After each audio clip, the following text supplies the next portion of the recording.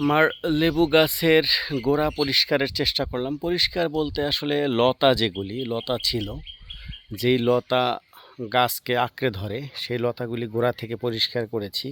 আর গাছের ডাল যাতে ভেঙে না যায় সেই জন্য যতটুকু পরিষ্কার করা সম্ভব ডাল ঠিক রেখে সেটা করেছি।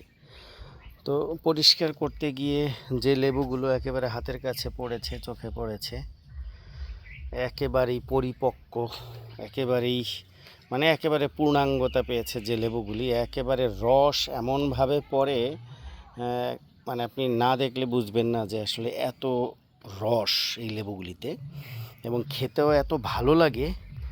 আর যদিও আসলে আমার এই লেবুগুলি স্বাদ অনেক ভালো পড়েছে, এটা আমার জন্য সৌভাগ্য যে আমি হর্টিকালচার থেকে এনেছিলাম।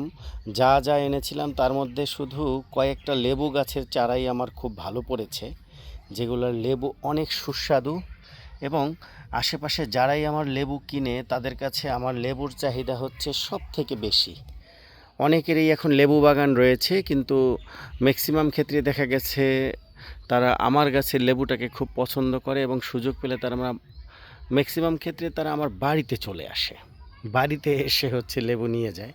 আর বাজারে নিলেও দেখা গেছে যদি জানতে পারে যে আমার গাছের লেবু, সেই ক্ষেত্রে মানুষ বেশি আগ্রহ প্রকাশ করে আমার লেবুটা নেয়ার জন্য। এটাকে আসলে নিজের প্রোডাক্ট বলে যে আমি আসলে এটার প্রশংসা করছি বা মার্কেটিং করছি, বিষয়টা এরকম না। আমি নিজেই আসলে স্যাটিসফাই, কারণ আমি যেখান থেকে এনেছিলাম, যাদের কাছ থেকে এনেছিলাম, মার্কেটিংটা মূলত হচ্ছে তাদের।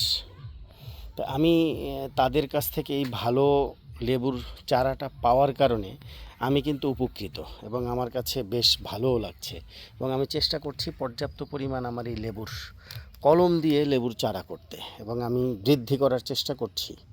আমি এর মাঝে প্রায় 50টার মতো কলম কেটেছি, এবং সেগুলো আমার পাশাপাশি আশেপাশে যারা চেয়েছে সবাইকে দিয়েছি।